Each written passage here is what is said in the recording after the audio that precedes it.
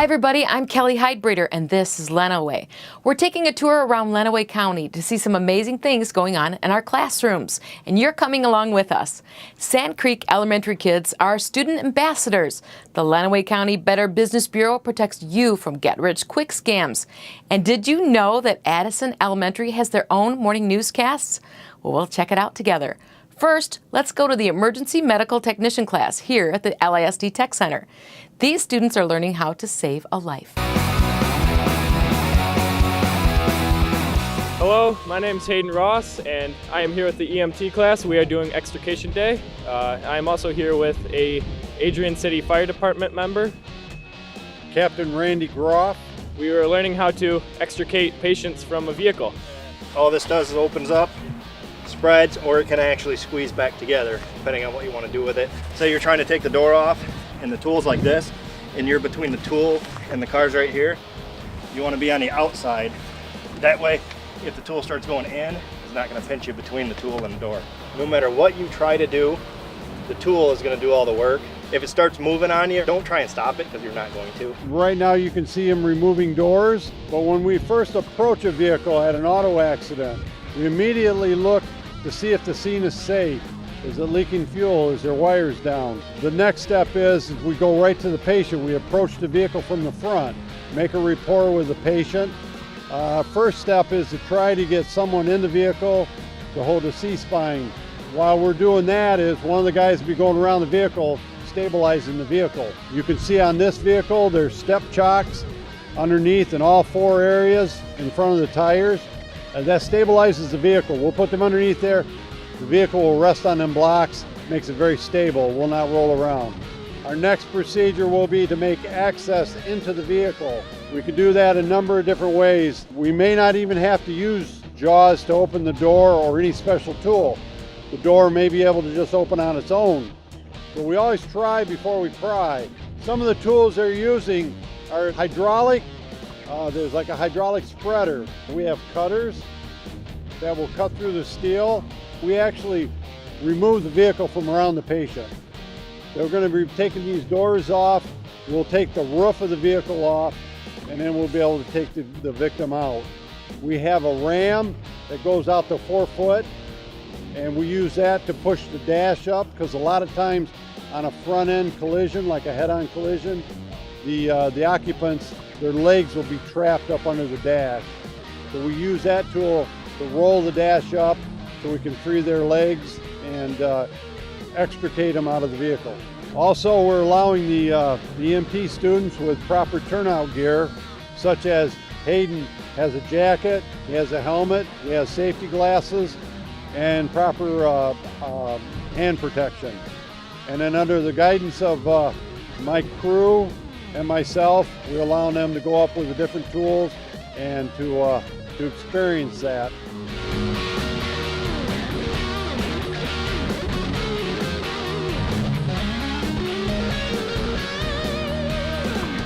All right, so now for extricating the patient out of the vehicle.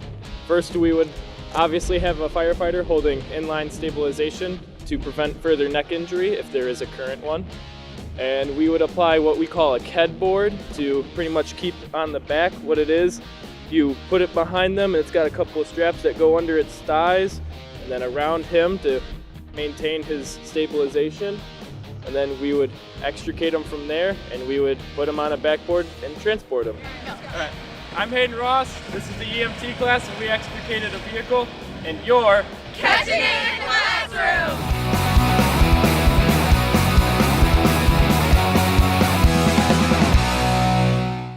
That's some great hands-on experience working shoulder to shoulder with our local EMT teams around Lenawee. On to Sand Creek Elementary School. Teachers and administrators have created a culture of leaders there. These kids are making great strides for a bright future, and they're still in elementary school. Take a look. Okay, go for it. The Zero does not watch Sesame Street. This year, Mrs. Strang came to me and said that she'd like to implement an ambassadors program that she'd heard about at other local school districts. And so we decided to have each homeroom teacher choose 2 students, not necessarily that were the top academically, but students who exemplified other characteristics that we were looking for, strong leadership abilities, kindness towards others, and they became the ambassadors to lead our school. Some of them are very quiet students, and this has really given them a chance to blossom and step into those leadership roles. They've really taken full advantage of it and come out of their shells. I'm George Hillard, and I'm a 5th grade student at Sand Creek Elementary. I'm here with the student ambassadors. This is Colin Reckner, and he'll be talking about the Random Acts of Kindness. During Random Act of Kindness, we made gifts for the school workers. We also helped school workers by cleaning lunch tables, picking up trash, and sweeping the floors and delivering lunch cards. Because we want to be nice to our students and visitors. This is Luke Quintero, and he'll be talking about donuts with Dad and muffins with Mom. We help serve donuts and fruit for the PTO during Donuts with Dad and Muffins with Mom. I liked it because our parents get to meet our teachers and know what our school's like. This is Devin Gill, and she'll be talking about how we greet any students or new visitors at our school. We greet any visitors to our school because we want them to feel welcome here. This is Josie Still, and she'll be talking about how we attend the PTO meetings. Several student ambassadors attend the monthly PTO meetings to keep up on the latest happenings with our school. And this is Lizzie Scher, and she'll be talking about how we helped with the food can drive during Thanksgiving. During Thanksgiving, our school had a food drive. Each day we helped count the items we collected, and at the end we sorted the items and helped box them up for the local food pantry. Because it's helpful to help other people even though they're not as fortunate as us. Makes me feel really proud of them. It's just been awesome to see their own pride for themselves and what they've done. I'm George Hillard, and these are the 5th grade student ambassadors, and you've been catching it in the classroom.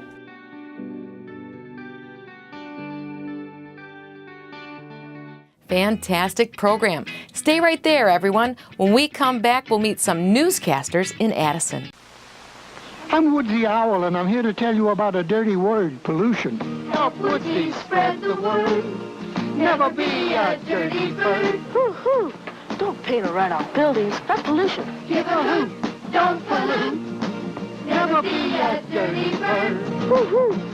Turn your radio down. That's noise pollution. In the city or in the woods, help keep America looking good. A boy born in Joplin, Missouri was fascinated by anything with wheels and a motor. The odds of him winning both the Daytona 500 and the Brickyard 400 in the same year, 1 in 195 million. The odds of a child being diagnosed with autism, 1 in 68.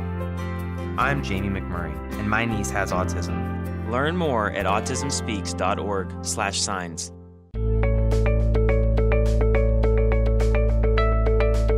Welcome back. We have a video and audio production class here at the LASD Tech Center, and learning radio and TV skills, well, it's pretty fun. So fun that the students and faculty at Addison Elementary School not only are making the news, they're doing the news. So let's hear their morning announcements, shall we? I'm Shelby from Addison in the Morning, here with my teacher, Miss Santiago. So, what was the best part about teaching us for Addison in the Morning? I like doing Addison in the Morning because I get to see kids in a different perspective. It's not like being a teacher in the classroom. It's almost like a club, and I get to see you guys in a different light. And I really enjoy it. What is your best part about being a weather person for Addison in the Morning? Probably because I get to tell people, because people want to wear shorts in winter and they don't know if it's going to be cold or snowing, so I can help them so that they don't get sick or anything. What do you like the most part about being on Addison in the Morning for the sports?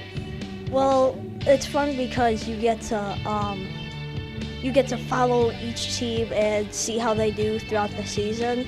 So Michigan did horrible when we saw them throughout the whole entire season. And so, Nick, what is the best part about being on Ask in the Morning as a news team for you? Well, you get to see all the scores. If you don't watch the game, you get to go online and see the scores and tell them to everybody that also didn't see the games. What do you like most about being a cameraman for Ask in the Morning? Well, I like being able to control like what goes on and what doesn't. I can say like we got to redo this because like someone might have tripped and it might have went clunk right in the middle of it. So I can say, okay, we got to redo this, and we redo it. Thank you, Lucas. Now with our other Ask in the Morning cameraman, Karen Heckerman. What I like about Ask in the Morning is that I get to scream at kids to be quiet in the background, and pretty much the same as Lucas, just add that on. So, yeah. Cameron, what do you like best about being an anchor for Ask in the Morning? I like how I like to inform people on what's going on around Addison and telling them just basically what's going on, and they know what's going on. Cool, thank you, Cameron. So, Allie, what do you like best about being an anchor for Addison in the Morning? The thing that I like best about being an anchor for Addison in the Morning is telling the community about what's happening and sharing the school about fundraisers and things that we have going on with student council. And we also do jokes, and I like sharing jokes. This is Shelby. And Evan. This is Addison in the Morning, and you've been catching it in the classroom.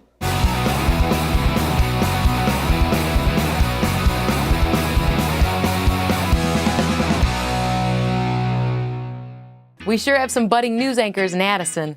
Well, have you ever been tempted to sign up for a business venture that claims you could get rich overnight?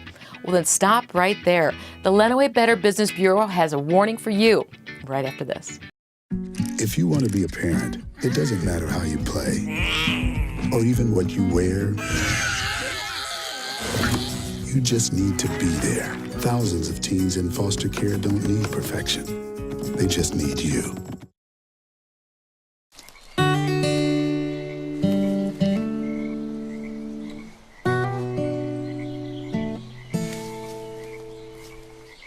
When you're out there, there's no telling what you'll find. I see it! Oh, look at you. There are some moments only the forest can inspire. Find yours at discovertheforest.org.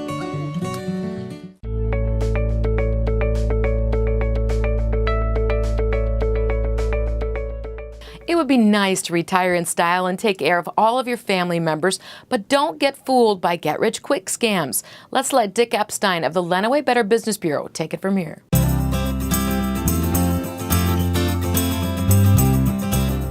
Work at home is one of the most attractive scams in the world because everybody's looking for ways to make money working at home. Now, lately, what we're seeing is the ads on services like Craigslist. Now, Craigslist, incidentally, has a grade of BBB, grade of F, because they don't respond to our complaints, they don't cooperate with us on underlying causes of complaints. So I'm not a big fan of Craigslist. But you'll see ads on there. We're looking for a manufacturer's representative. We're a company here in Thailand, or we're a company in London, and we're looking for someone to be our representative in the United States who can work with our company and make $500 a week from working from your home a few hours a week, and so forth. You contact them because that's what you want. That's perfect. That's exactly what you want. You contact them, and they come back to you with forms, and you can sign up. You'll be an employee of ours, and you'll make money working for us as our representative in the United States.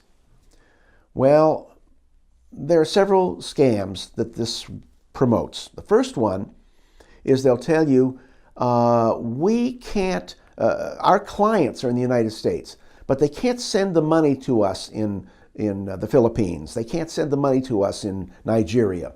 So they'll send the money to you. They'll send the checks to you. You just deposit them in your checking account. And then tomorrow, when the bank puts the money in your account, you take out, let's say you deposit $10,000. Well, You take out $9,000, you keep $1,000 as your commission, and you send the $9,000 to us in the Philippines or in Thailand or wherever. So you do this, the bank credits your account for the next day because the bank doesn't know, they're just trusting you. You take out the $9,000, you go to Western Union or MoneyGram or a Green Dot card, and you send that money to your new bosses that have hired you in Thailand. And a week later, the bank calls you up because those $10,000 in checks have all bounced. They were counterfeit. And guess what? You have to pay us back. And you say, well, I didn't know the checks were counterfeit. My bosses, they hired me. They were... Sorry, you're cheated. You have to pay the bank back the $10,000 or the $9,000. Working as a representative of an overseas company is one of the latest of the work-at-home schemes. There are many others. You can make money addressing envelopes. You can make money doing simple sewing at home. You can make money lacing baby booties. They have a million different gimmicks that they say. And it's always the same thing. You send us money first, and then we'll pay you when it's all done. Except they won't. They'll disappear.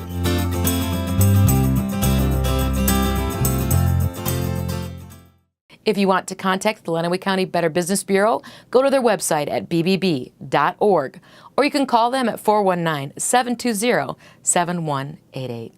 Coming up next, we have more emerging leaders at one special elementary school in Tecumseh. You'll meet them right after this. This new dad is picturing a tree house in the sky, but he's ignoring the instructions. Good luck, big guy. His kids know that he's building without a clue. Never been so good with nails and glue. Now we're trapped inside a box. I hope mom knows what to do. Mom! Mom! See, you don't have to be perfect to be the perfect parent. Thousands of siblings in foster care will take you just as you are.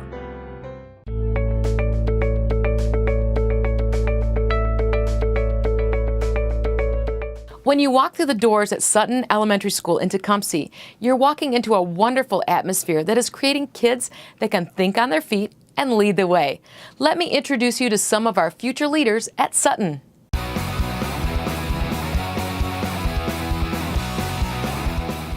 I think this is wonderful. This is exactly why you get into education. This is the stuff that really matters the most. We know that we're going to be teaching academics, and we know we'll always have that focus. But these are the life lessons that's really the core of why you teach elementary age children, because you know you're teaching the whole child. So we do The Leader in Me, which is based off of Stephen Covey's book, 7 Habits of Effective People. And so The Leader in Me was written for elementary age students. So this is our second year that we've been implementing it into our classroom and also into the building. The biggest thing for us is we saw students taking responsibility and ownership. And that's something that we know is so important, not just for them academically, but also for them socially, and not just at this age, but it's going to carry with them throughout life. I'm Kelsey. I go to Sutton, and I'm in 4th grade. And this is Emily, and she goes to Sutton as well and is in 4th grade. What is it like to have the leader? The Leader in Me definitely helps me become a better person. With our 7 habits, including begin with the end in mind, think, win, synergize, be proactive, put first things first, seek first to understand, then to be understood, and sharpen the saw, all help me become a better me. Out of all the 7 habits, what one do you think is the most important? I think be proactive is the most important because it's all about me. It's all about how I act, and how I act can definitely change how other people act around me. What is the best part about learning all of these 7? I think that obviously, like I said, they help me become a better person. With Sharpen the Saw, it helps me care for my body and care for what I'm eating. And they all help me deal with people, the people that I may not like so much and the people I really do like. It's the language that's important, but it's really the message behind the language that helps them. When they know I have to work first, then play. They know what that means in the classroom, and then we hope that it's going to continue carrying over into their life.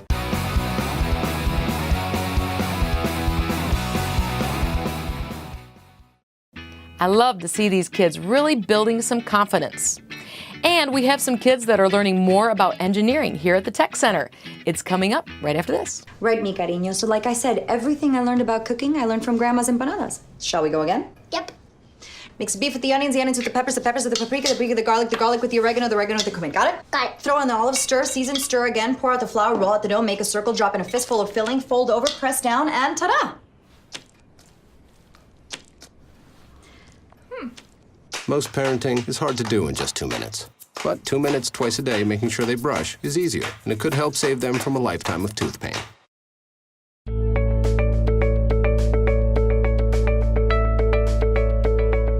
What does it take to build a bridge? It might seem like a simple question with a very complex answer, but we have some bright young kids that took some time out of their summer vacation to discover more about engineering.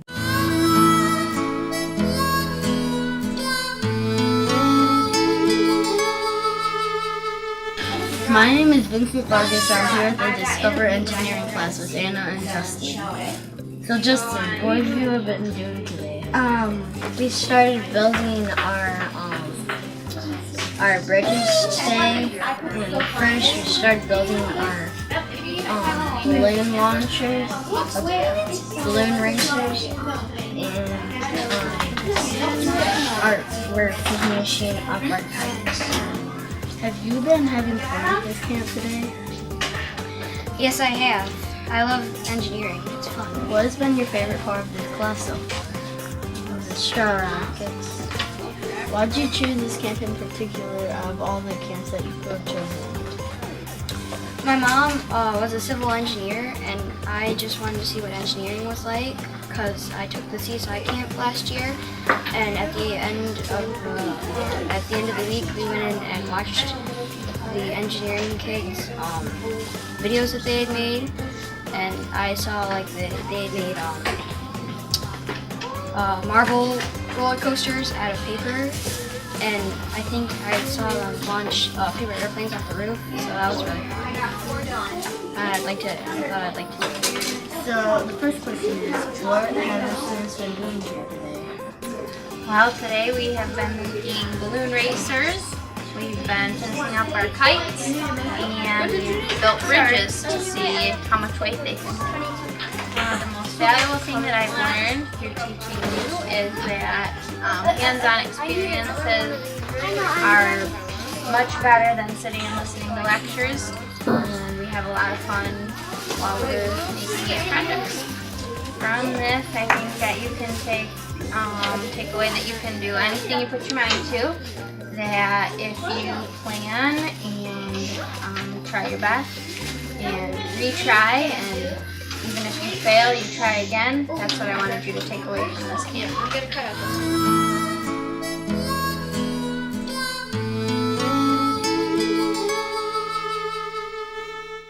Wasn't that fun?